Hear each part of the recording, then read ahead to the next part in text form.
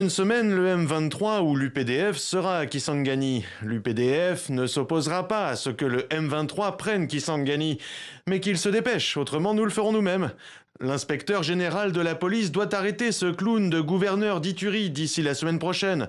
Nous devons discuter de l'éventualité de le tuer, tout de suite ou plus tard. Ces 3 messages publiés sur X le 23 mars suscitent l'indignation en RDC.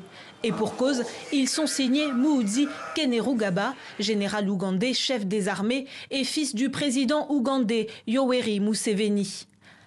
Habitués des tweets outranciers et provocateurs, ces menaces sont particulièrement mal reçues dans l'Est, où le M23 contrôle déjà plusieurs villes, dont Goma et Bukavu.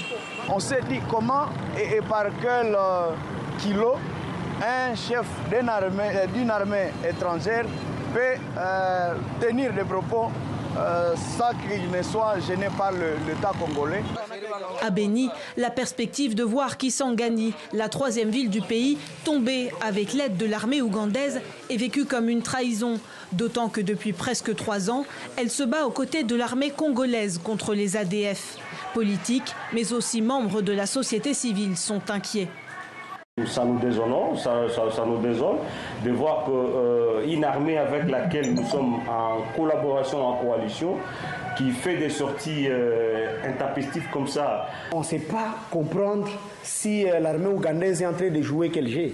Et c'est au bénéfice de qui? Dans la province d'Ituri, dont l'un des gouverneurs a été menacé de mort sur X par Muhoozi Kainerugaba, l'armée congolaise hausse le ton. Il ne peut pas menacer un gouverneur nommé par ordonnance établi ici en Ituri. Et nous lui avons dit que s'il continue avec cela, nous aurons aussi des réponses farouches. Tandis que les Ougandais rassurent quant à la raison de leur présence sur place. Après avoir instauré la paix en Ituri, les forces de défense du peuple ougandais devront retourner en Ouganda. Pas sûr que cela suffise à rassurer une opinion publique de plus en plus méfiante envers les armées des pays voisins, alors que les rebelles du M23 poursuivent leur inexorable avancée vers Kisangani.